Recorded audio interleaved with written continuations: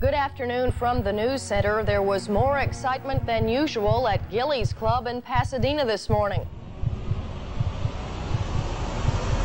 You take from him, he's going to take from you 3 times. Sherwood said, nobody can get my money unless they kill me.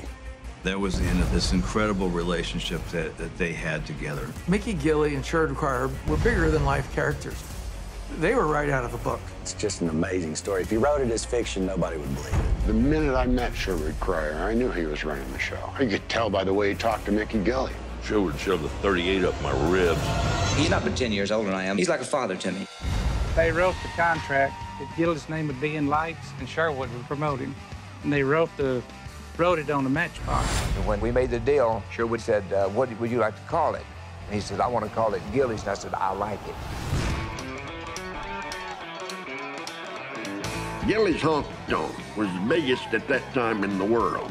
Gilley's was like a whole culture of people with all the regulars that were there. Yeah, I was a Gilley rat. I was in there pretty much every night. It was like family. We had each other's backs. There's not a day that goes by that I do not think of Gilley's and how it changed my life. The urban cowboy.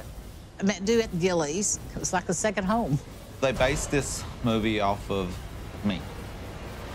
Taking the urban cowboy concept to the masses was going to produce an explosion.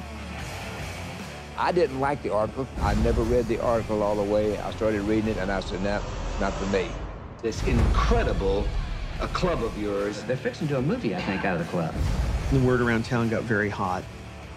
John was, I think, next to Muhammad Ali, the most recognized person on the planet. They're trying to persuade John Travolta to play the lead part. Fabulous. You can't play country. Can this city guy do this or not? Probably my favorite film experience to do as an actor. It became something entirely different when that movie came out. Gilley smiles about the financial success of the club. He and his partner Cryer are sitting on a multi-million-dollar gold mine. Hollywood coming into that club in 1979.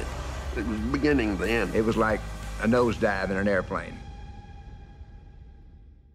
I think when the place burnt down, a part of history burnt down. I made him a lot of money, but he made me a lot of money. But the bottom line was, he wanted it all. And that's the only time I ever wanted to kill somebody. It was right out of a classic novel. The fire chief from Pasadena came to me. He said, you know who burned it? I said, if you don't know, I don't need to tell you. Urban Cowboy, The Rise and Fall of Gilley's, a CMT documentary, premieres Saturday, June 13th at 9, 8 Central on CMT.